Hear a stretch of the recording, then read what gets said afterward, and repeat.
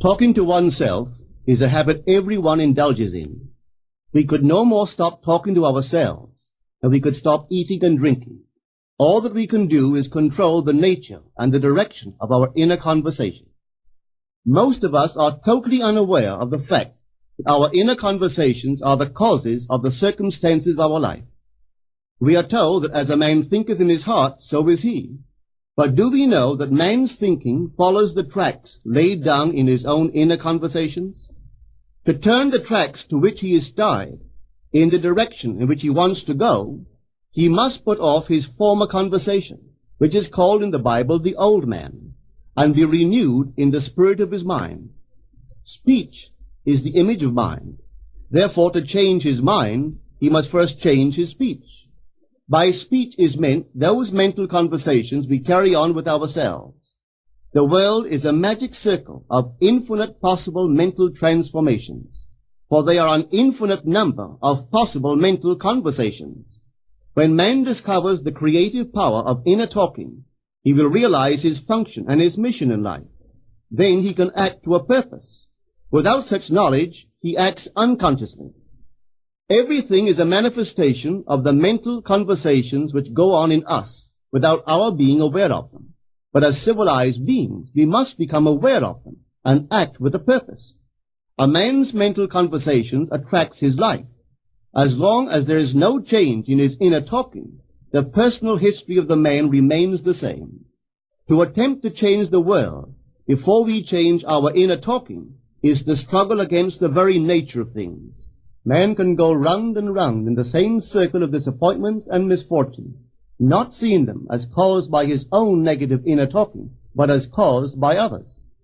This may seem far-fetched, but it is a matter which lends itself to research and experiment. The formula the chemist illustrates is not more certainly provable than the formula of this science by which words are clothed in objective reality. One day a girl told me of her difficulties in working with her employer. She was convinced that he unjustly criticized and rejected her very best efforts. Upon hearing her story, I explained that if she thought him unfair, it was a sure sign that she herself was in need of a new conversation piece. There was no doubt but that she was mentally arguing with her employer, for others only echo that which we whisper to them in secret. She confessed that she argued with him mentally all day long. When she realized what she had been doing, she agreed to change her inner conversations with her employer. She imagined that he had congratulated her on her fine work, and that she, in turn, had thanked him for his praise and kindness. To her great delight, she soon discovered that her own attitude was the cause of all that befell her. The behavior of her employer reversed itself. It echoed, as it had always done, her mental conversations with him. I rarely see a person alone without wondering to what conversation piece is he tied. On what mysterious track is he walking? We must begin to take life consciously, for the solution of all problems lies just in this. The second man, the Lord from heaven in all of us, is trying to become self-conscious in the body, that he may be about his Father's business. What are his labors? To imitate his Father, to become master of the Word, master of his inner talking, that he may mold this world of ours into a likeness with the kingdom of love. The prophet said, "Be ye imitators of God as dear children." How would I imitate God? Well, we are told that God calls things that are not seen as though they were seen, and the unseen become seen.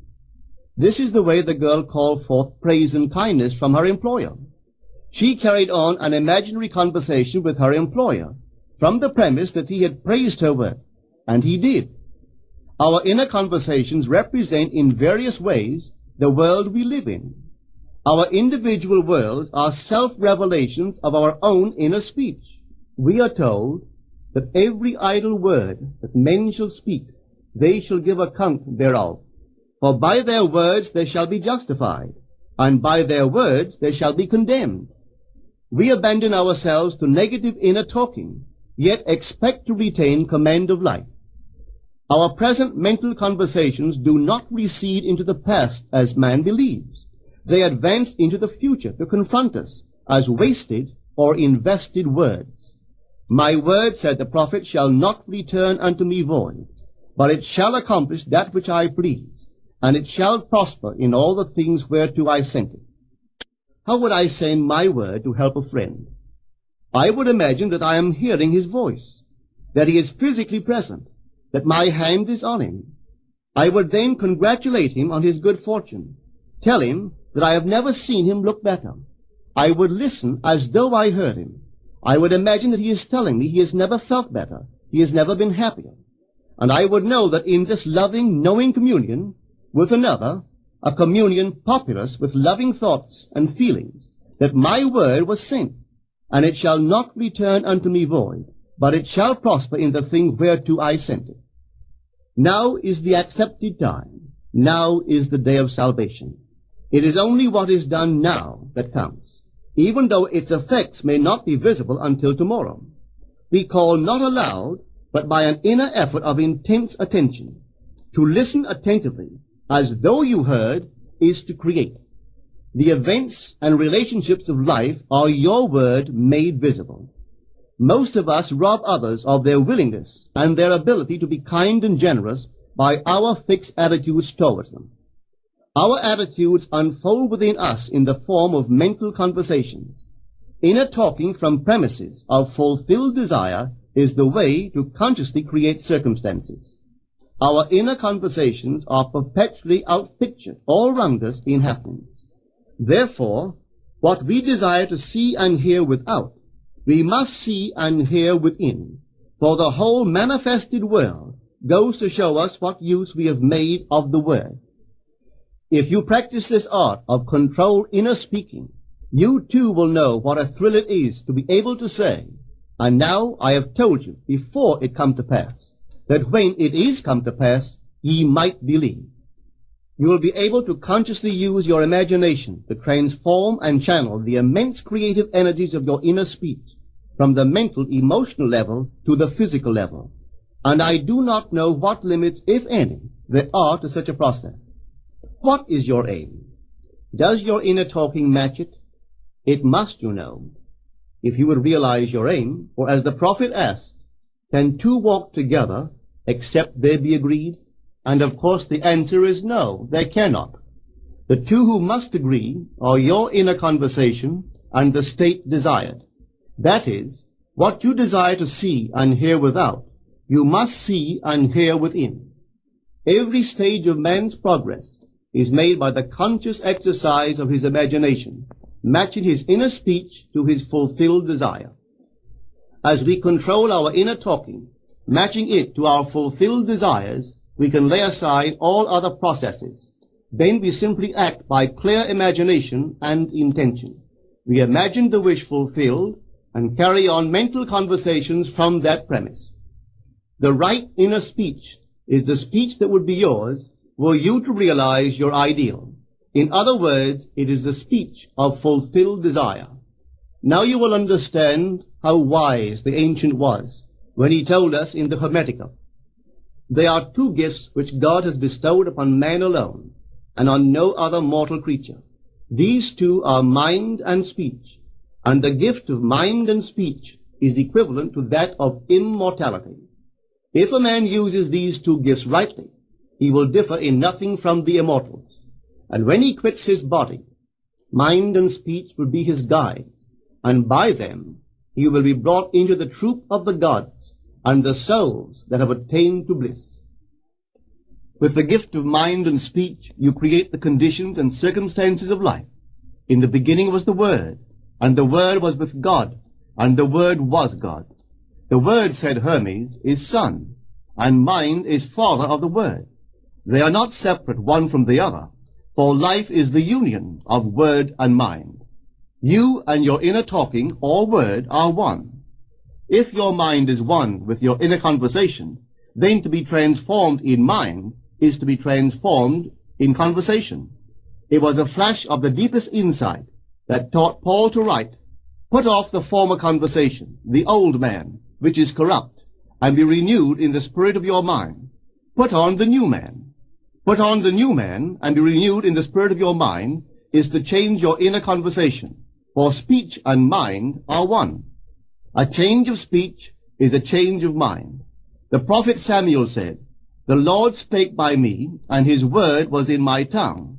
If the Lord's word was in the prophet's tongue, then the Lord's mouth that uttered the word must be the prophet's mind.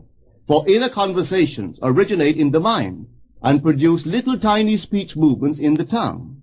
The prophet is telling us that the mouth of God is the mind of man, that our inner conversations are the word of God, creating life about us as we create it within ourselves. In the Bible you are told that the word is very near to you, in your mouth and in your heart, that you may do it. See, I have set before you this day life and good, death and evil, blessings and cursings. Choose life.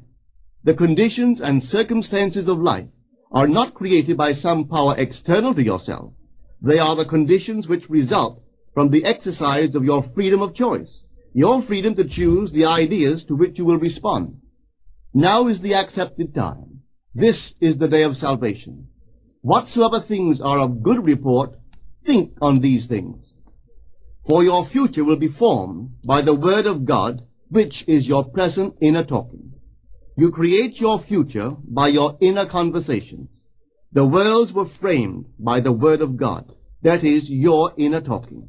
See yonder fields? The sesamum was sesamum, the corn was corn, the silence and the darkness knew. So is a man's fate born. For ends run true to origins. If you would reap success, you must plant success. The idea in your mind, which starts the whole process going, is the idea which you accept as true. This is a very important point to grasp, for truth depends upon the intensity of imagination, not upon facts. When the girl imagined that her employer was unfair, his behavior confirmed her imagination. When she changed her assumption of him, his behavior reflected the change, proving that an assumption, though false, if persisted in, will harden into fact. The mind always behaves according to the assumption with which it starts. Therefore, to experience success, we must assume that we are successful. We must live wholly on the level of the imagination itself, and it must be consciously and deliberately undertaken. It does not matter if, at the present moment, external facts deny the truth of your assumption. If you persist in your assumption, it will become a fact. Signs follow. They do not precede. To assume a new concept of yourself is to that extent to change your inner talking or word of God, and is therefore putting on the new man. Our inner talking, though unheard by others, is more productive of future conditions than all the audible promises and threats of men. Your ideal is waiting to be incarnated, but unless you yourself offer it human parentage, it is incapable of birth. You must define the person you wish to be, and then assume the feeling of your wish fulfilled, in faith that that assumption will find expression through you. The true test of religion is in its use, but men have made it a thing to defend. It is to you that the words are spoken. Blessed is she that believed, for there shall be an accomplishment of those things which are spoken unto her from the Lord. Test it, try it. Conceive yourself to be one that you want to be, and remain faithful to that conception. For life here is only a training ground for image making. Try it and see if life will not shape itself on the model of your imagination. Everything in the world bears witness of the use or misuse of man's inner talking. Negative inner talking, particularly evil and envious inner talking, are the breeding ground of the future battlefields and penitentiaries of the world.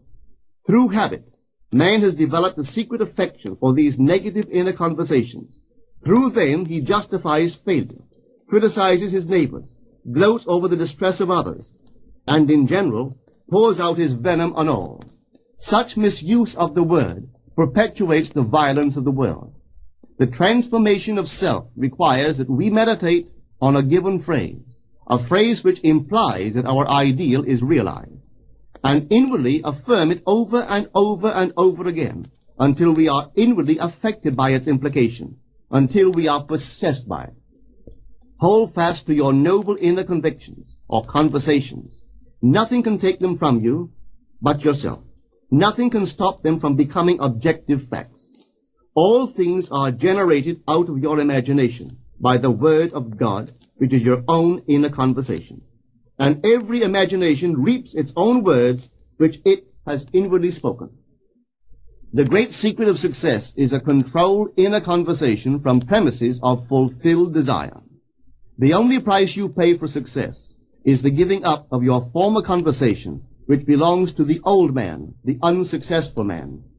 The time is ripe for many of us to take conscious charge in creating heaven on earth. To consciously and voluntarily use our imagination to inwardly hear and say only that which is in harmony with our ideal is actively bringing heaven to earth. Every time we exercise our imagination lovingly on behalf of another, we are literally mediating God to that one. Always use your imagination masterfully, as a participant, not an onlooker.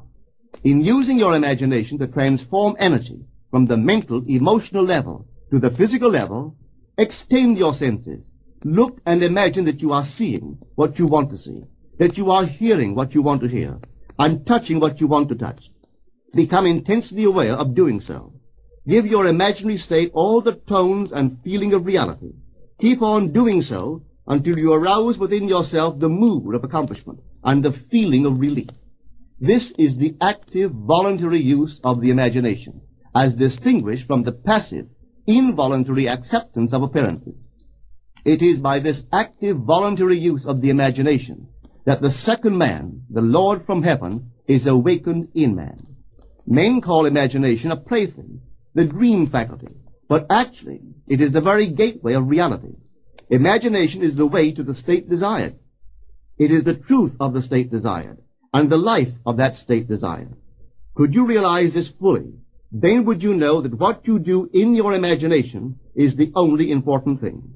Within the circle of our imagination, the whole drama of life is being enacted over and over again. Through the bold and active use of the imagination, we can stretch out our hand and touch a friend 10,000 miles away and bring health and wealth to the parched lips of his being. It is the way to everything in the world. How else could we function beyond our fleshly limitations?